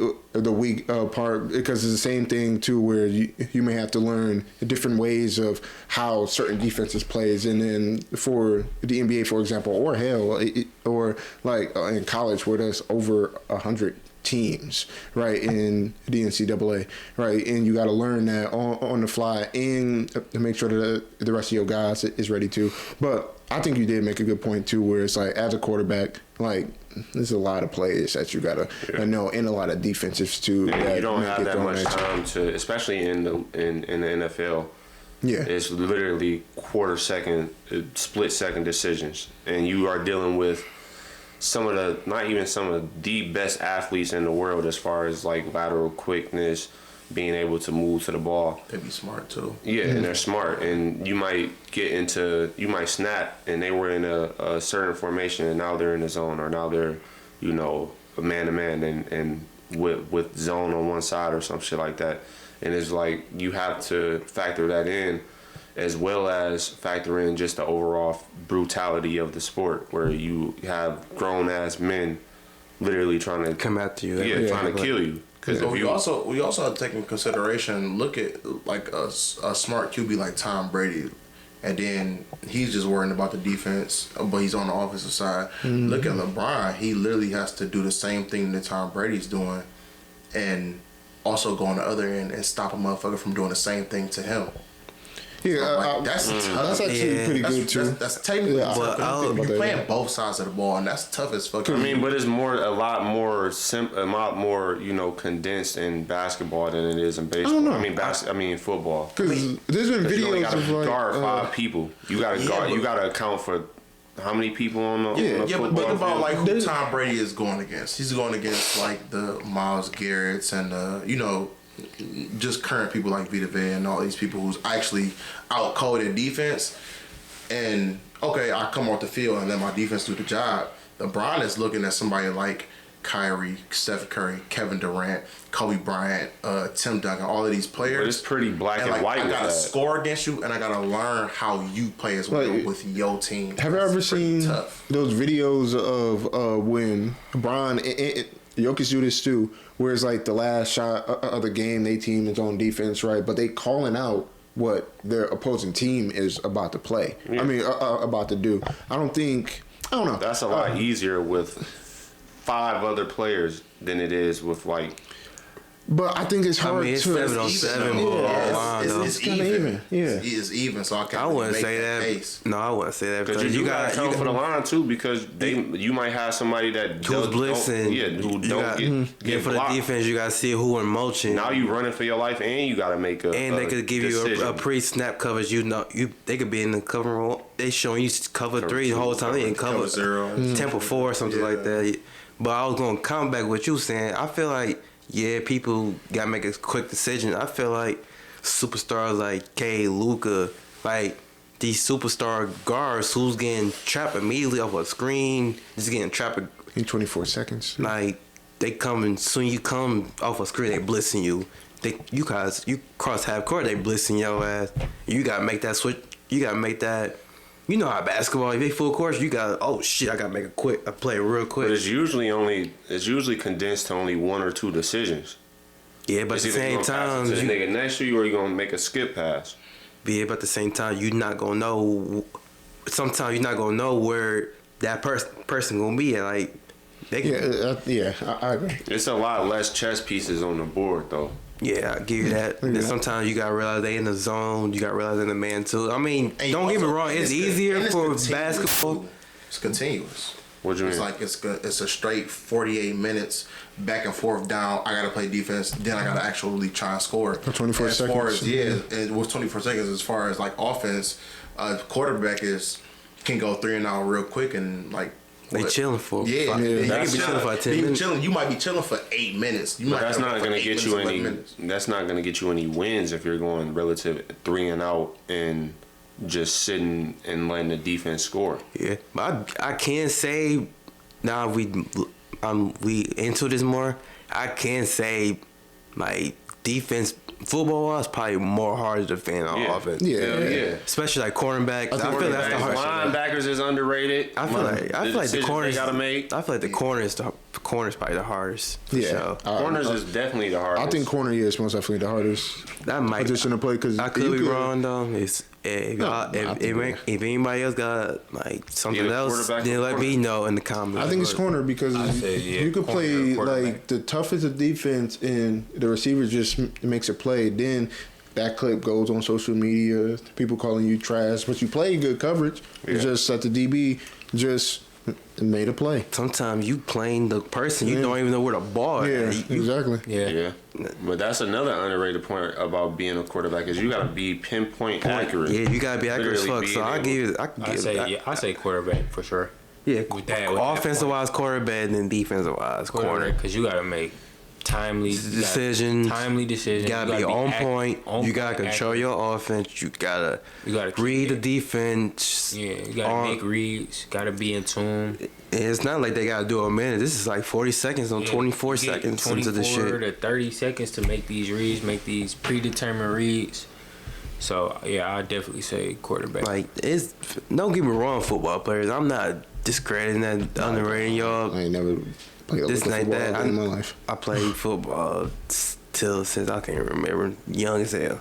But this underrated for sure. I'm not disrespecting y'all, discrediting y'all. Y'all shit hard as hell too. Don't get me wrong. I just feel like on the basketball level, there's levels to this shit.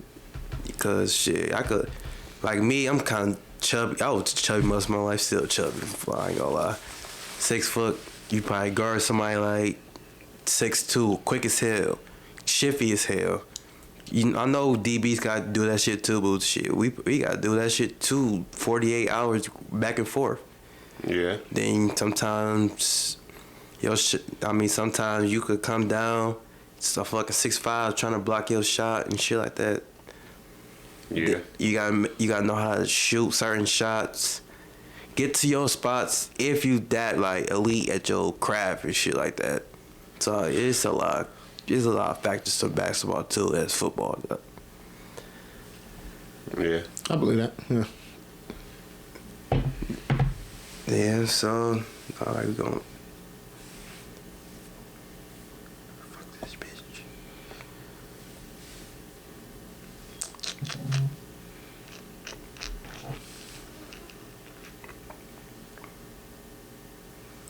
All right, y'all. We gonna wrap it up, man. This is the end of the episode today. TalkSoon podcast. I'm the host, Tom, with my fellas Blick, Josh, Trez, and G. Thanks for listening. Make sure you follow and subscribe to the show at TalkSoon or follow me on social media at Tone_TG1. And to my fellas, if y'all want to shout out to your names, I can go ahead. At G Curry 30s on Instagram. If you want to come talk ball, come talk ball. Other than that, talk soon.